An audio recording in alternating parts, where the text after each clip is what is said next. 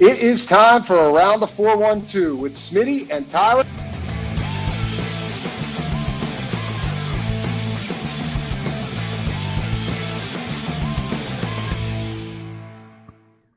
Welcome back to another episode of Around the 412. I am Tyler. With me, as always, is my co-host, Smitty. Go follow us on all of our social medias at Around the 412. Also, go check us out over on YouTube if you're not watching there already.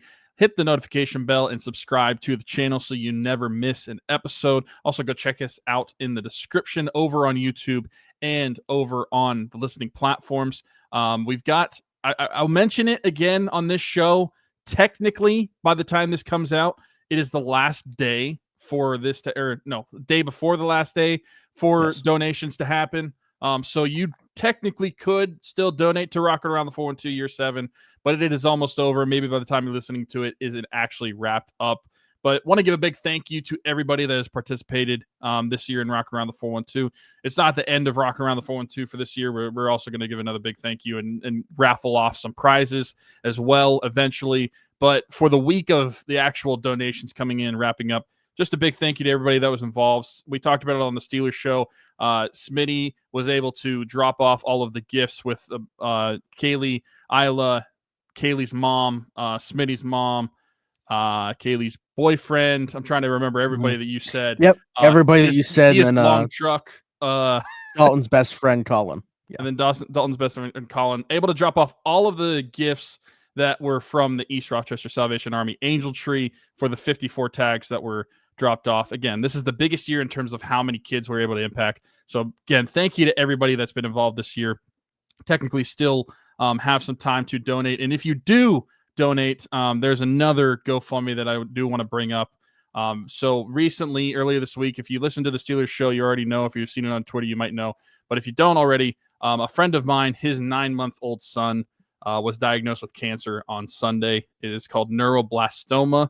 Honestly, I can't really tell you what type of cancer that is, but I know it is located in his spine currently. And as of right now, it is looking like it's centralized in his spine, not really moving or spread to other parts of his body as of yet. He is starting chemotherapy on Friday. So actually the day that this is coming out, Owen starts chemotherapy.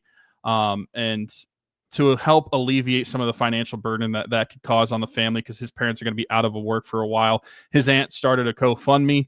It's well surpassed its original goal, but we still want to continue to give back to this family as much as we can to help them out.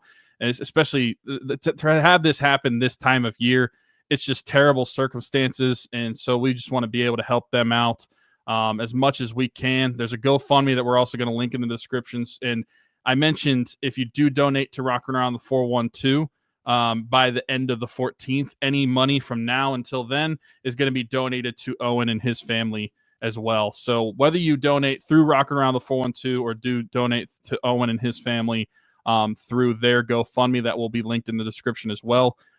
Just plead you to go check that out on the mission. He has updates of what's been going on the past few days on there. There's some pictures of Owen and his family on there.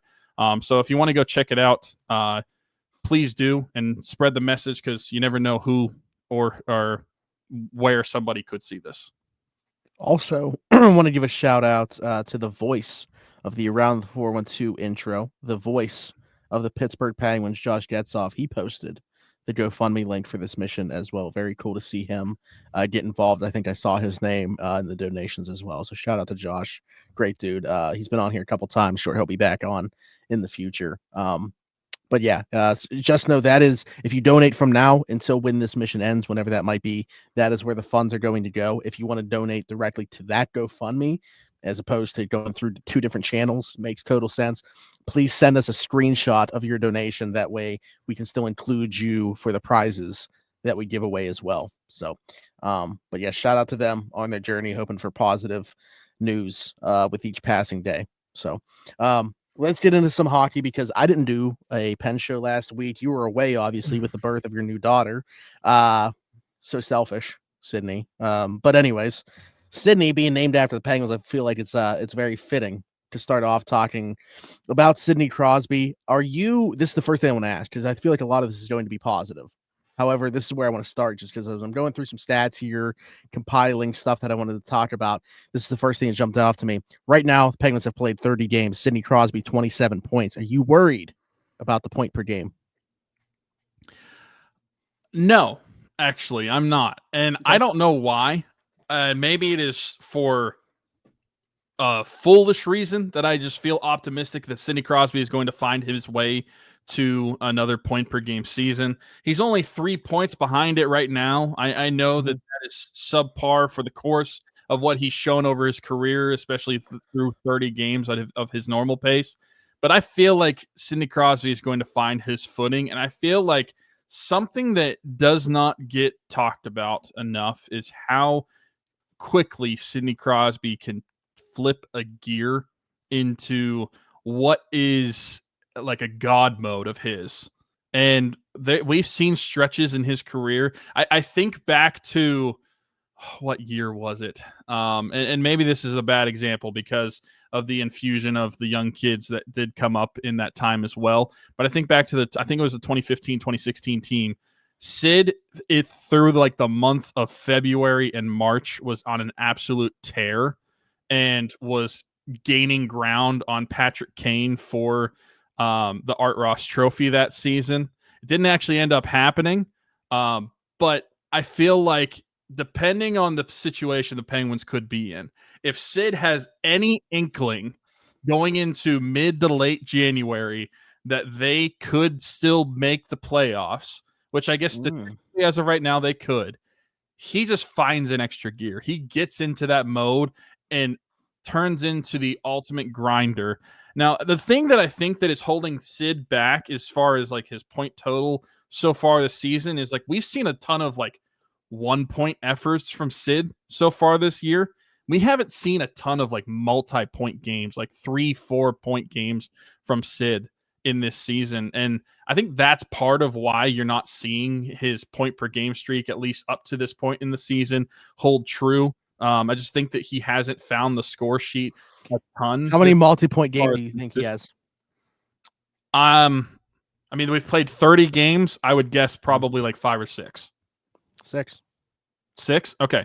And I'm guessing he's probably got no more than like 3 in a game. And he has 1 3-point or 2 3-point games.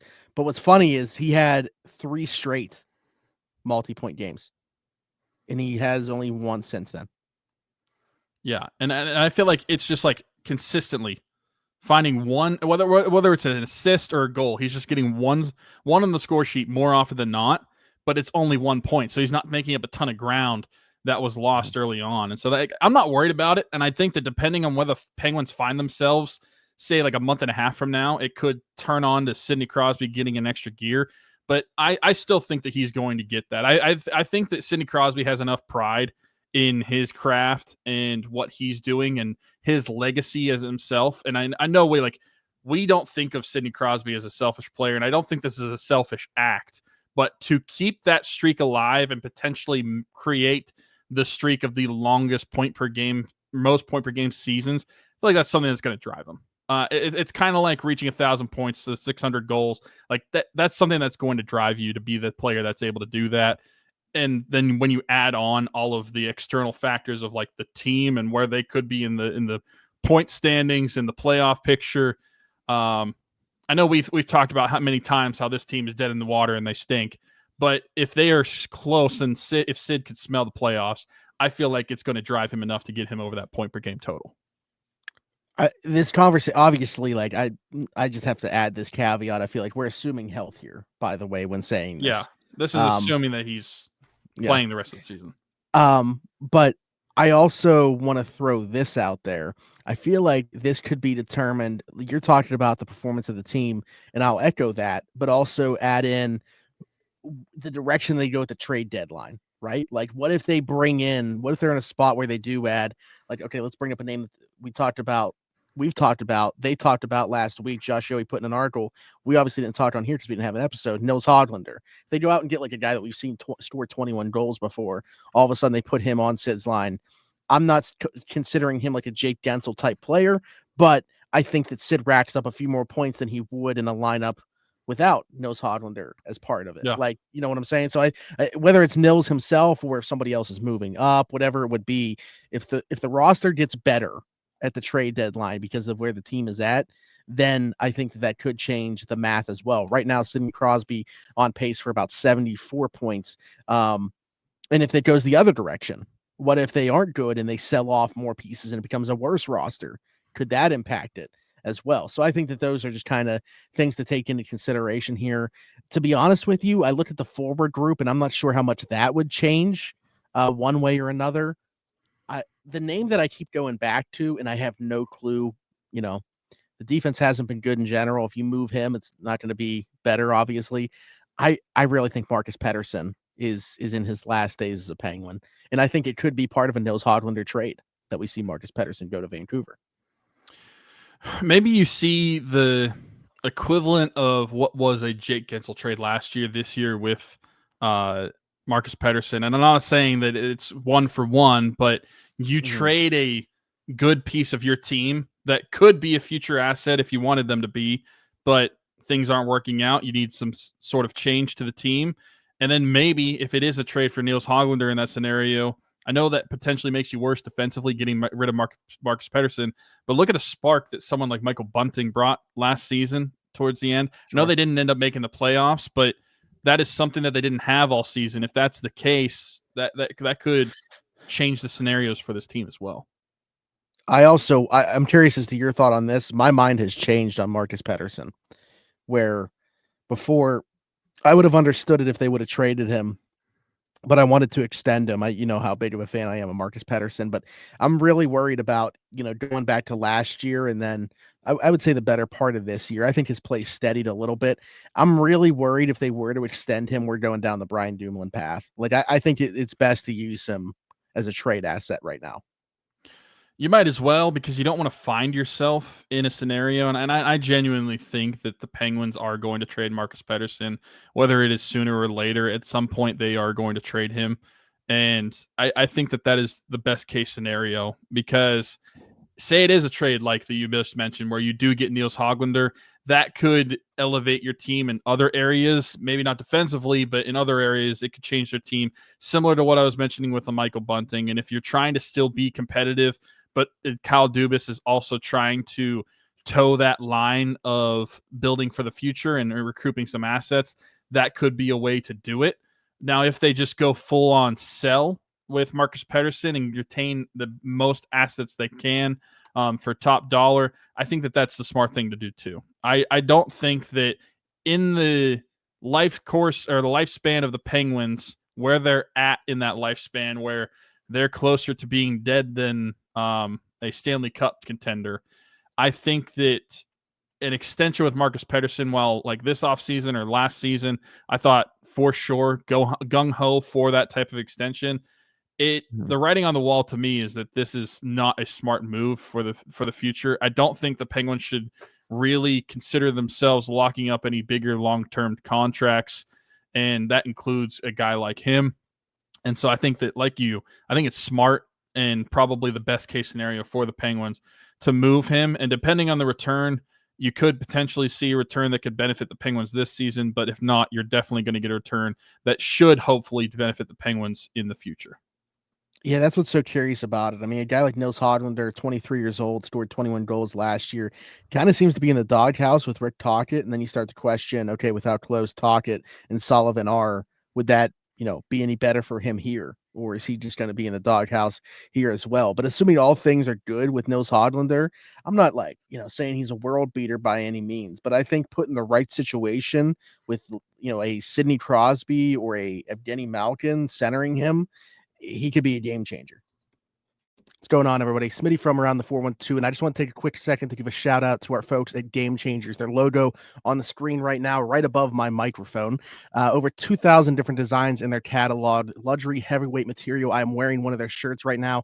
Best vintage t-shirts in the game. Head over to gamechanger.la or pick6.la to pick up some shirts. And guess what? Use code AT412. Save yourself $10 on your order every single time. Again, gamechanger.la or pick6.la.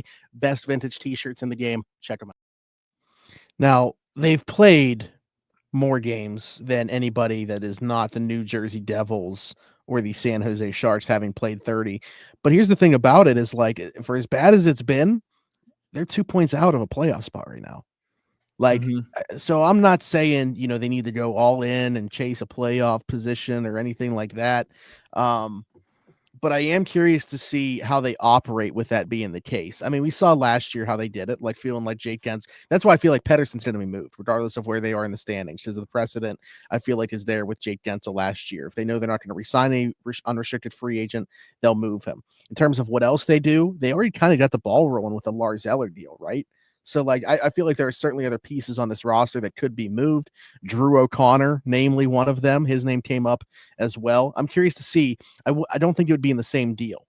But if you do a Marcus Pettersson for Nils Hoglander, whatever, like, that's centered around those two guys, do they move a Drew O'Connor in a separate deal to try to get back, a defenseman that they feel like could play somewhere within, your top 4 minutes, or even if it is, I really don't want to elevate somebody like Graves or Grzelcyk back into your top 4, but I don't think that's out of the realm of possibility. So do they use Drew O'Connor maybe to get a defenseman back to supplant the loss of Marcus Pettersson? I mean, that could be the case. I got to be honest. If I'm trading somebody like Drew O'Connor, I don't love the idea of trading for somebody to replace Marcus Pettersson, because I feel like that's taking away from a future asset in benefit of one that's happening now. And I understand that if you're Kyle Dubas, you still have to balance that toe line, right? Like, you have to, if their team is in a position where they technically could compete for a playoff spot, which as of right now they still are. I feel like we need to mention, like, we haven't recorded a Penguins episode in over 2 weeks. Played pretty decent Penguins hockey. are 5-2 in that stretch, and looking at some of the which teams, we already like talk about once we get past this. yeah, but looking at some of the teams that are around, they're starting to bunch up more. They're getting lost in the flock and try in some of the games in hand that these other teams still had against them. Like, well, I'm not saying that all of them don't. Like, looking at some of them, like the Tampa Bay Lightning have still only played like 30 games or 26 games, while the Penguins have played 30. But you could find yourself in a scenario, especially with the hockey that they've been playing, where you do make a trade like that. Now, if they trade Marcus Pettersson for someone like Nils Hoglander, I like that move, because I feel like that is somebody that could be a beneficial future asset to the team, especially in your top 6 potentially. Now, trading Drew O'Connor for a defenseman to replace that, I don't know if I love that as much. Like, I feel like Drew O'Connor, I don't know what he'd actually have to, like, are you really going to get a top 4 defenseman for Drew O'Connor to trade? Like, what are you going to have to attach with Drew O'Connor in that trade? If you're trading Drew O'Connor, I just feel like picks are probably the better asset to get, because you're not going to have to attach anything else with him. Yeah, that's Paul. I mean, when I say about a defenseman coming back, I'm saying somebody that would either play on your second pairing or your third pairing, and again, like a Grzelcyk or Graves ends up playing on your second pairing, which I don't love. But I'm saying, so I think my point was getting a left-hand defenseman back, not necessarily one that I would say I feel like is capable of playing within the top 4, but somebody's going to have to take on that role when Marcus Pettersson leaves, whether it's somebody that's brought in via a trade or it is Grzelcyk, Graves, St. Ivany, Ryan Shea. I'll be honest, like, I don't know why. Like, they were playing well, in my opinion, with Graves out of the lineup. I don't know why they went back to that. And now you have him and Grzelcyk playing on the same pairing right now. I would just be icing 2 pairings, basically. Like, but anyway, we're going to talk about this recent stretch in a bit. But that was my point. I think a Drew O'Connor trade is certainly on the table. Started off the season really well. I think he's kind of fallen out of favor. Hasn't been productive. That leap that we talked about happening has not happened. I'm curious to see what the return would be. Like, does somebody view him? I know that he hasn't had the production like a Nils Hoglander did in Vancouver, but I'm curious if there's an organization that views him as a similar type of player. Yeah, potentially. I mean, he's still pretty young. I mean, he's 25, 26 years old. I feel like that's somebody that could look at and see maybe a change of scenery is what is needed for Drew O'Connor. As you mentioned, kind of fallen out of favor, not seeing top line minutes anymore. And it's disappointing. I'm not going to lie. This is somebody that I thought that was going to be one of these future pieces that we're talking about for the Penguins. I said I thought he was going to have like his Brian Rust leap year. Yeah, this year. It's disappointing. Speaking of Brian Rust, though, he's been good in this late stretch that we've been talking about over these 7 games. Yeah, I guess we should actually start like, talking about it as opposed to just like alluding to this recent stretch. Yeah, he's potted like 4 or 5 goals in these 7 games. Like he's had a really good stretch. I feel like you've gotten some good secondary scoring too in this stretch. Blake Lizotte has scored a few goals. Rickard Rakell's found the net. I feel like it's always interesting that I include Rickard Rakell in secondary scoring, even though he is a top 6 guy. And I feel like it's because mentally I can't get out of last season with Rickard Rakell. Right. Yeah, he certainly lowered our expectations coming into this season, but he's been good. We haven't talked since prior to that Canucks game the night before Thanksgiving. So that night they win 5-4, beat the Bruins 2-1 on Black Friday, win 6-2 over the Flames, get an overtime win against the Panthers 5-4 in a game that they almost lost, a big lead, but ended up winning in overtime, lose to the Rangers 4-2 last Friday, bounce back the next night to win 5-2 over the Maple Leafs, and then drop one at the time of recording this last night. By the time you guys are listening to this, it's been a couple days ago. Lose 6-2 to the Colorado Avalanche in a game. And by the time you're recording this, there is another game that's going to have happened. That's true. They play the We're not talking about it. That game against the Avalanche, they were losing 3-2 at one point, and it was probably the most lopsided 1-goal game that I've ever seen in my life. Like the fact the Penguins were in that thing at one point in the third period is pretty crazy. But anyways, they've definitely picked up their play. But I'll be honest, main thing for me is just the goaltending hasn't been sinking them as like that is literally the first thing that I think of. I don't know how much around it has actually changed, other than it's just the goaltending hasn't sunk the ship as much as it was early in the season. I think the biggest difference that you're getting between what you saw for the 2 weeks that were happening before we last talked and the 2 weeks that we just have seen since then is you were getting a save sometimes. And not always. I mean, they're still giving up some questionable goals from here and again. I mean, looking at what just happened against the Avalanche, not a great night with Jari. Nedeljkovic gets hit in the face. Gets that eye injury, and then Jari has to come in. Not a great night, but you are getting more saves. You are getting more, I don't want to say consistent goaltending, but more serviceable goaltending. That's the thing. I don't even think it's been good. Like, I just think it's been not awful. It's been enough to win you some games. Like, they're not winning because of the goaltending, but they're not losing because of it either. And I think that's where the Penguins have found a sweet spot during this little stretch where they've started to get some secondary scoring. Also, Owen Pickering, what an absolute delight he has been since coming up to the NHL. So he's found the net for his first goal as well. I don't have like Penn's sources. I don't get info the same way that I do like Steelers stuff. But there's one person I talk to that covers the team, and they'll feed me information here and there every once in a while. They love Owen. Like, they were not expecting him to look this good at the NHL level this early. Like, they're very good early returns for him and how they feel about him internally.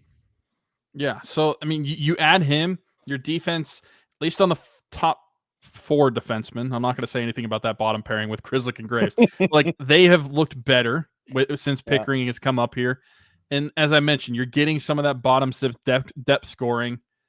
And then you add in goaltending, which, quite frankly, that is the thing more than anything else. And then we've talked about this throughout the season, how bad the defense has been, how bad the offense has been at certain times.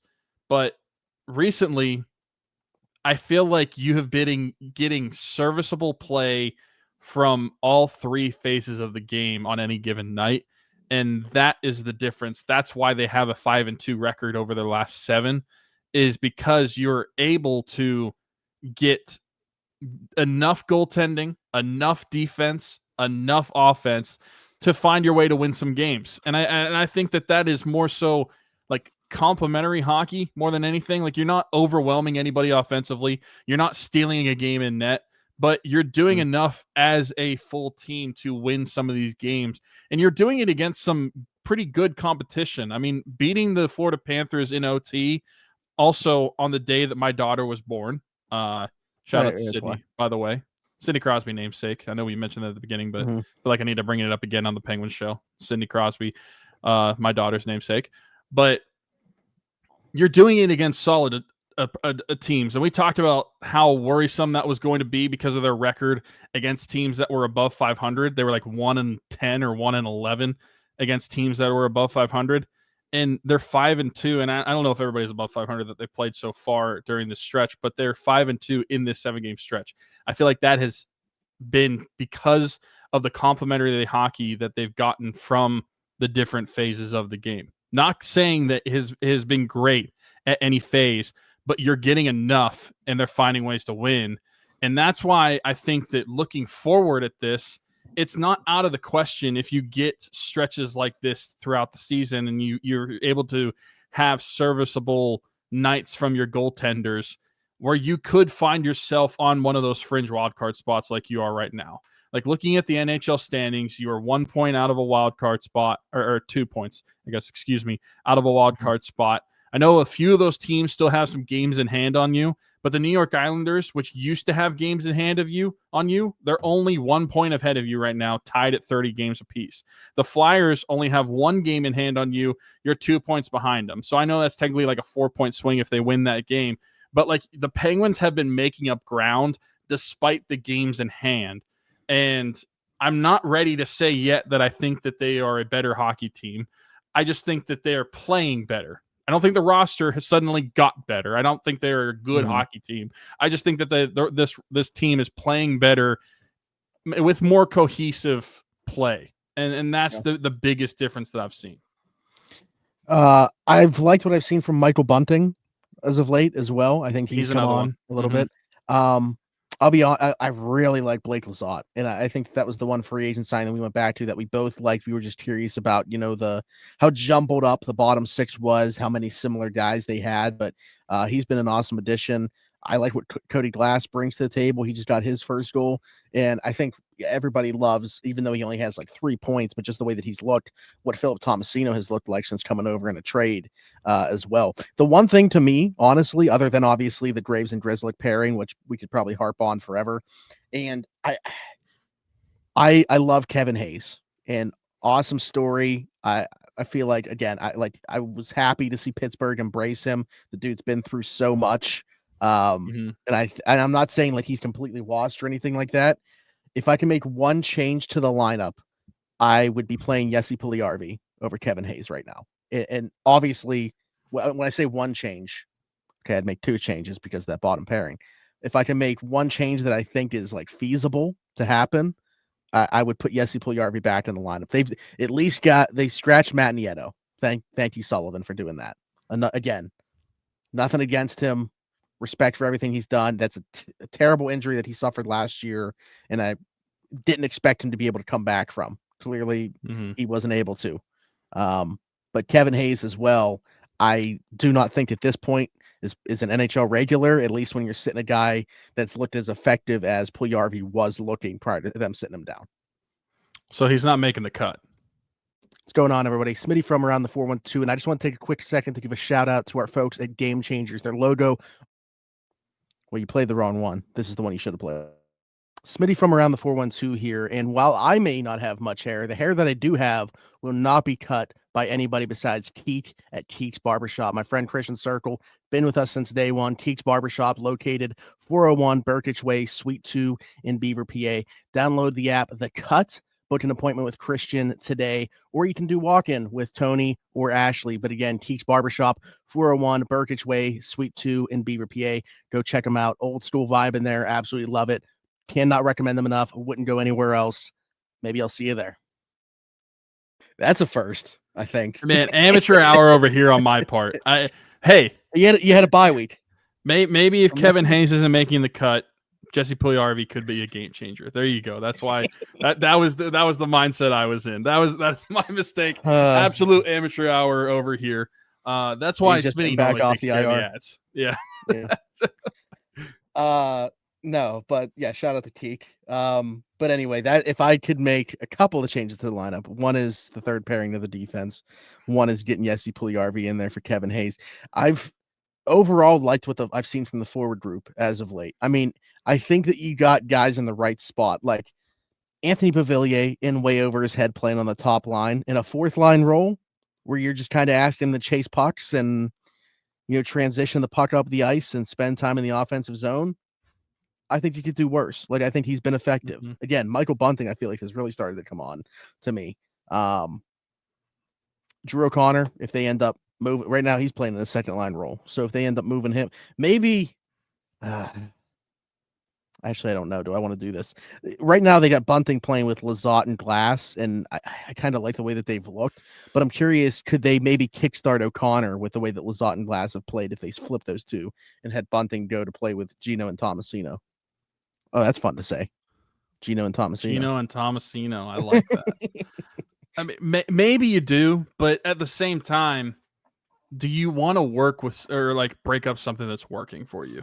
And if you've been winning games with what you've been doing with that third line, I don't know that I necessarily break it up. At least not yet. Maybe if they start to waver a little bit, then you could look for a shift. But I just think that if you're winning games, that line's looking productive. I don't want to break it up yet.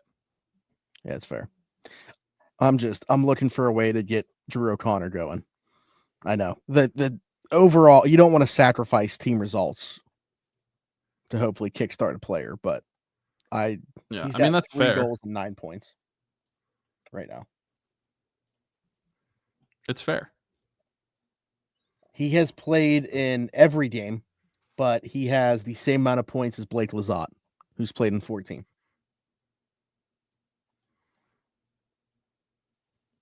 So, not great from a person that predicted Drew O'Connor's breakout season. It's not looking great, good. Bob. Maybe his breakout season will happen. I don't know, in Chicago. I don't know. I'm just throwing a random team out there. Chicago.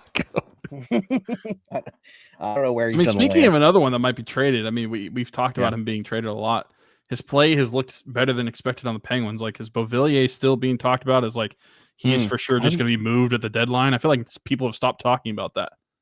Yeah, I haven't seen his name thrown around out there, and well, maybe that would be the reason to elevate him as opposed to Bunting into Drew O'Connor's spot. Is play him in the top 6 until the deadline if you're going to move him and see how much point production he can get up there. I don't know. It seemed like that's kind of what they were doing at the beginning of the year, but now he's on the 4th line. So I don't know. Yeah, I don't know. But goaltending has been, well, outside of I think that's the biggest thing the other night. Goaltending has been the catalyst of their win streak, or not necessarily win streak, but the recent stretch that they've had. Yeah. That's been the biggest difference. And I'm not saying you're wrong. It's just funny to use the word catalyst because it's not even like all it's done. They're not winning them games, but they're not losing them. That's the thing. Yeah. They're not losing them the game. You could quite frankly say that, and I know, as I mentioned, bad defensive team, bad offensive team at times too. But like, you can say at certain points, this lost them the game, or this goaltending performance lost them the game because you are not getting a save, period, at all from some of these goaltenders. Yeah, the numbers are pretty bad. Goals allowed this year. Their numbers are still pretty bad overall. Yeah. I mean, both of them are still negative in goals saved above expected. But I feel like I wish I could look at what their goal save above expected was before some of these recent games, because I don't know how bad it actually got. I know it was still tanking because at one point they were all around -2 goal save above expected. And when I say all, I mean Jari and Nedeljkovic. But I wonder how bad it got, and if in some of these recent performances it actually has gotten better. Right now, they're both at around -6 point something. So it's -6.2 for Jari, -6.5 goal save above expected for Nedeljkovic. So not great still, but I feel like at least eye test wise, it has been noticeably better than what it has been weeks before this. Yeah. And I think they're going to need to continue to have it get better. Take a look at the stretch. Like we said, they will have played another game. By the time you guys are listening to this, there's a game that we haven't even talked about against the Montreal Canadiens that will have been played. They're also going to play the Senators and probably the Kings as well before we talk next time. So you mentioned that we had been playing a bunch of teams over 500. 2 of the next 3 are under 500. Yeah. I'm going to make a prediction just because this is going to come out after that Montreal game. So I'm going to talk about it real quick, like the game had happened. good, solid performance from the Penguins. They got a nice 4-1 win against the Montreal Canadiens. You saw Sidney Crosby get 2 goals in this one. We talked about him not getting those multi-goal games. He's going to get 2 goals in this one. Another one from Philip Tomasino, maybe assisted by Gino. I love that, by the way. I love that rhyme. And now I'm obsessed with it. I'm going to keep saying it. Is there a podcast? And then a solid performance from Jari, a bounce back from what we saw on Tuesday night against the Avalanche when he had to come in relief of Alex Nedeljkovic. That's my prediction for what had happened. Or maybe it's reality of what had actually happened and you're listening to it after the fact. It's big. Definitely need that to happen. I'll make a prediction as well. They're going to get 5 within the next 3 games. That's good. I mean, that would be keeping the ball rolling on what they've been doing. Like we've mentioned, they haven't been world beaters, but they've been finding a way to win games, and I think that's the most important thing. But I'm curious to see how, if this trend continues going into the new year, going into January, how long this is actually going to be the case. Because we've talked about how this team is dead in the water. They suck. They're not a good hockey team. But if they continue to win the games, I wonder how Kyle Dubas is going to operate at the deadline. Like you and I have just talked about on this show, we think it's a foregone conclusion that Marcus Pettersson is gone, but maybe the package changes based off of where Kyle Dubas is envisioning this team closer to the deadline. And I want to get your guys' thoughts. What do you think if the Penguins continue to find ways to win these games? How do you think they should proceed? What do you think Kyle Dubas should do as far as the deadline goes? Do you think the Penguins should be somewhat of buyers or just focus on still selling and just let the chips fall the way they do the rest of the season? Yeah. Want that feedback, so let us know in the comments. Anything else you want to add? No, just want to bring up my daughter again. Named after a Penguins player. My all-time favorite athlete, Sydney Jane.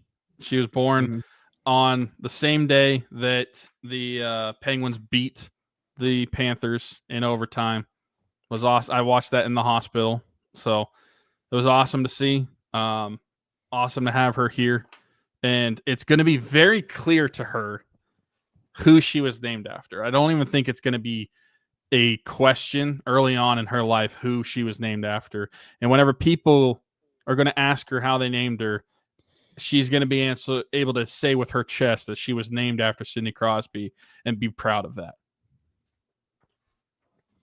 Yeah. Never a doubt that was going to happen. When you sent me the name, I was like, yep, there it is. Makes sense. Like, subscribe, hit that notification bell. Of course, follow us on everything. Right above Tyler right now, Marcello Electric, the logo. Our friend Brandon Marcello, aka Boots, started his own electrical company along with his brother Joe. They service the Beaver, Butler, Allegheny, and Lawrence County areas. I forgot to say, I live in Beaver. Also, if you County, don't understand that, go watch the show and you'll find out. Yeah. Exactly. But anyways, commercial or residential, be sure to hit them up. They'll take care of your electrical needs. I still can't believe that I did that. Link down below to their Facebook to get in contact with them. You forgot Beaver County. I played the wrong ad. It's just amateur hour this week. There you go. Also hit up our friend Haley Wagner's Small Business, Everything Custom Designs, her Facebook link down below as well. Get some of our merch, hoodies, t-shirts, long sleeve tees as well. You can also get your own custom stuff over there. I also have a tumbler. I think the glass tumblers are really cool. Honestly, probably my favorite thing that has our brand on it. So be sure to get one of those if you were interested in that. And again, you can get your own type of stuff. 2 weeks until Christmas. Less than actually now. I'm not sure if you can get in on any orders before Christmas, but certainly get a jump. Maybe New Year's, certainly Valentine's Day, or anything beyond that. So be sure to hit her up for those. DC4L Customs. Our shorts are down below. Is it the right time of year to promote that? Probably not, unless you're like Tyler and just wear shorts year round. Doesn't matter. But our Around the 412 shorts are over there, so be sure to check out that link, as well as everything down below. We mentioned Game Changers at the top of the show. GameChanger.la, Pick6.la. Save yourself $10 using code AT412. Certainly some Penguins designs over there. Steelers, a few Pirates as well, which we haven't talked about in a while. When will we do another Pirates episode? TBD. But we'll be back at some point. Certainly. Here's the update. They made a trade. Nobody cares. They did make a trade. Maybe I should put out a short video about it over the next week or something, but Emphasis on short, maybe a YouTube short. That's literally it. That's all that's all that we care about. So go do that as well. Like, subscribe, hit the notification bell if you're listening. Leave us a 5-star review and subscribe. Follow us on everything at Around the 412. Still no Blue Sky, so I guess everything besides that. But that's it for Smitty, for Tyler. This has been the Around the 412 Penguins show, and we'll see you guys next time. Bye bye.